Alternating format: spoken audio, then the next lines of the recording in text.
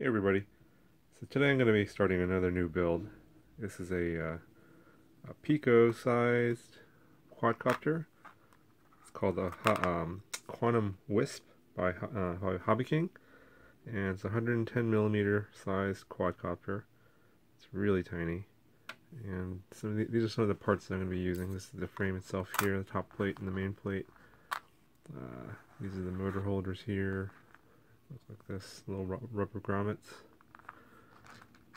Small standoffs right here, some screws,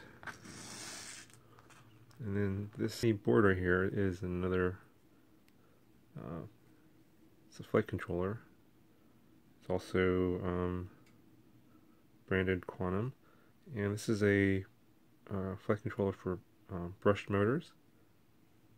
And the cool thing about this is it's basically a miniature NAS 32 board, and it can run clean flight. So it's got a USB port over here, micro USB port. It's got the same chips that a NAS board has, the STM32 USB chip and an accelerometer. And also it has a tiny DSM2 receiver right here. Here's the antenna for that. All in this really tiny board. It's about the size of an SD card, and that will be the centerpiece here. I'll go right here in the frame. Got these 8 by 20 8.5 millimeter by 20 millimeter brushed motors. Also got these from Hobby King, and I'll put links to all the parts in the description below. I'm gonna be using these 60 millimeter propellers. This Pico camera that I got from Banggood. This is the FX758 200 milliwatt video transmitter, 5.8 gigahertz. Be putting that in, and we'll be using a circular polarized antenna that'll directly solder onto that chip. But the first thing we got to do is we got to connect this up to a clean flight, flash it, set it up, and then bind it to my transmitter.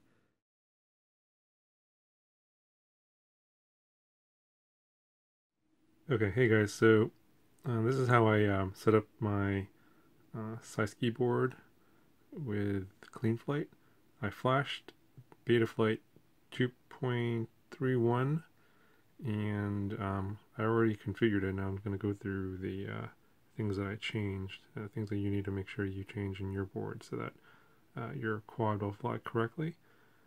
So the first thing you want to do is go to the ports tab, and you want to make sure you turn on Serial RX to enable the DSM2 receiver. And then after each step, always click the save and reboot button, otherwise the changes will not be saved. On the next tab, configuration, you want to turn on motor stop, turn off one shot 125 because this is a brushed quad and doesn't have any ESCs. You want to have your min throttle at 1000, middle at 1500, and max at 2000.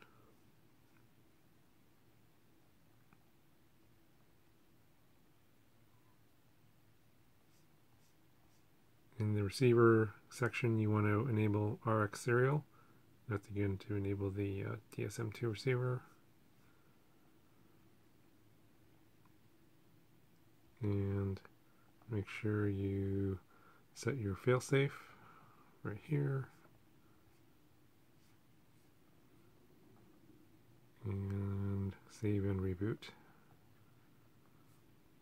The PID tuning tab, I'm running Lux Float, and here are my PIDs. I believe these are just standard PIDs. I don't think I changed these. I adjusted my roll and roll pitch and yaw rates. Roll to 0.3, pitch to 0.3 and yaw to 0.45, and I have a TPA set at 0.3.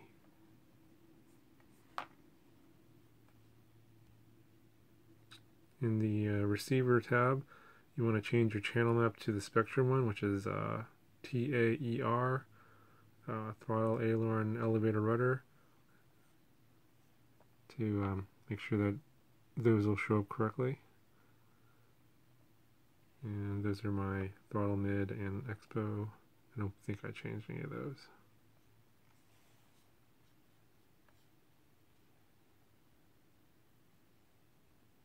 In the modes tab, I have an angle and horizon mode on the aux1 channel. So it's going to depend on what your radio is, but in my radio it's channel 5. And in the default position it's going to be on angle mode, which is self-leveling. The second position is going to be horizon mode, and then if you switch to the third position, which is not on here, that will go to the aqua mode.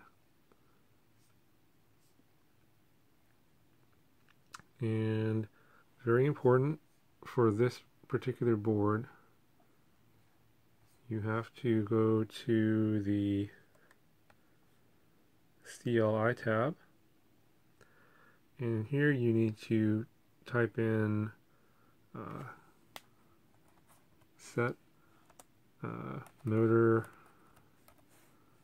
underscore PWM underscore rate equals 32,000. So it should look like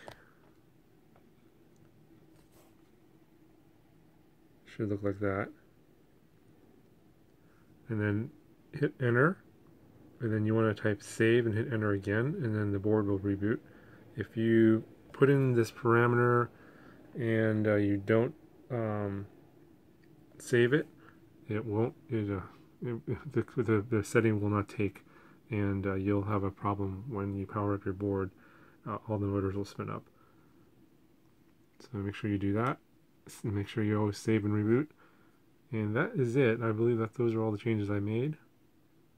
And then we'll go on to the next part.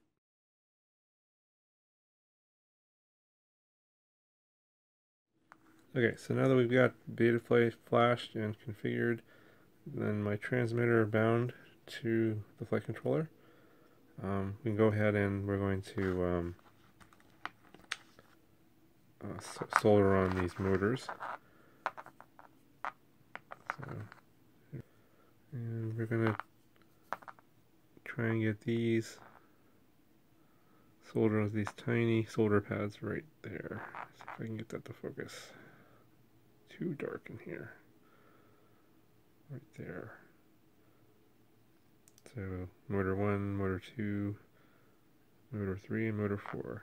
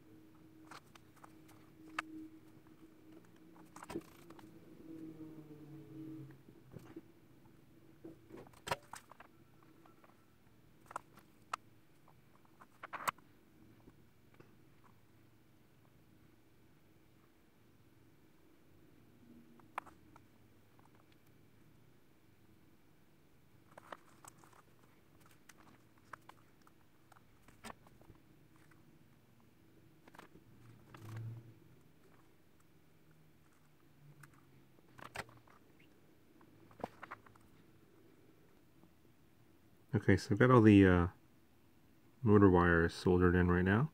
This is what they look like on the bottom. It's pretty challenging to get these tiny little wires in here, but I think I did a good job. And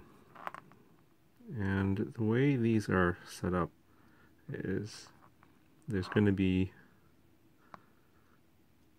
two sets of motors, one set of clockwise motors and one set of counterclockwise motors, and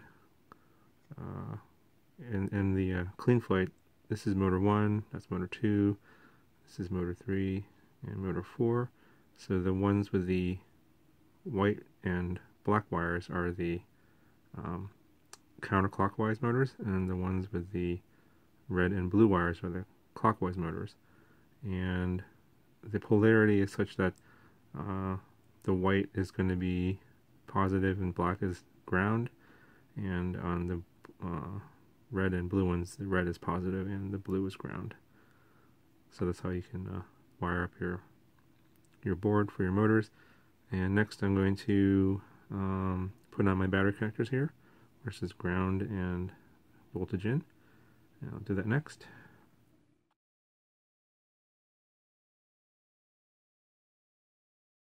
Okay, so I've got the flight controller mounted on the main plate here with just some double-sided foam tape here, and I used a small piece of clear plastic on the bottom here to hold it in place, and also to prevent any moisture from coming up from the bottom and hitting any of the electronics.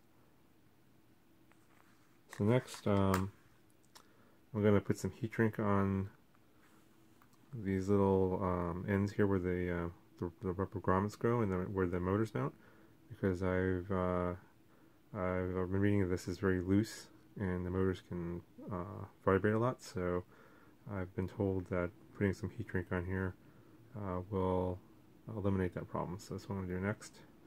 I'm going to get the motors mounted, and I'll be right back.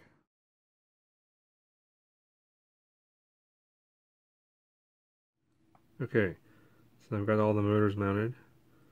I wrapped the wires around the frame here. They were quite long, but I didn't feel like cutting them, so just did a little wrap here. That's what it looks like.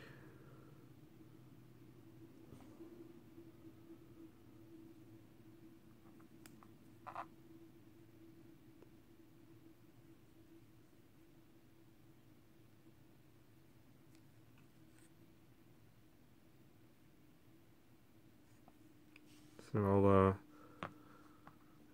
install the battery leads top plate next, along with the tiny standoffs, and also the video transmitter and camera. I'll be right back.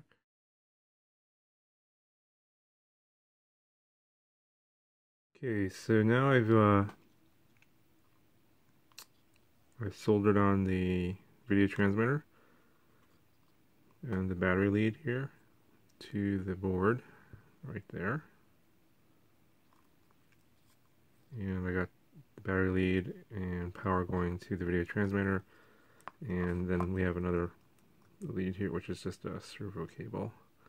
It goes from the video transmitter to the camera. So I'll have that this mounted like so, and have the camera up here in the front. It's probably hot glued right here in the front. And then my next thing I do is got to solder the antenna onto the back of the video transmitter here, and stick the top on, and we're pretty much almost done there. Just battery will go on the bottom of the quad here. Be right back.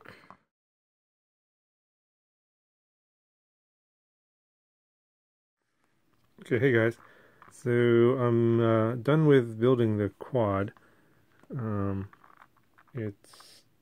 had a major problem with the wiring that I discovered after I did a throttle test, and I had the quad originally wired where the power was coming in and it'll split off going to the board and to the video transmitter, and that's a mistake because the power that comes from the battery is not filtered. So whenever you throttle up, the video just goes completely haywire and is basically unusable.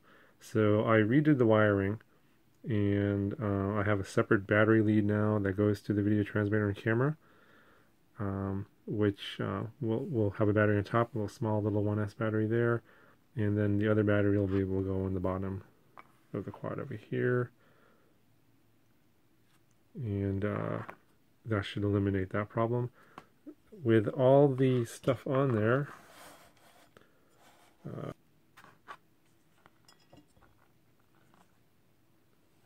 so the quad weighs 47 grams total with all the equipment, including the camera and the transmitter and everything. But even with the quad only weighing 47 grams, this had a problem where it wouldn't be able to get off the ground, and I realized that the quality of the batteries you use on this setup, it has to be fairly high, even though it's a 1S battery. And I was using some low C batteries. I think they were 25 or 30 C batteries, and it wouldn't get the quad off the ground. So I ended up going to a 35 to 70 C battery, and that does seem to work a lot better. It's a 600 milliamp 35 to 70 C battery, and I am able to fly it around, and I'll show you some video of that in a later segment.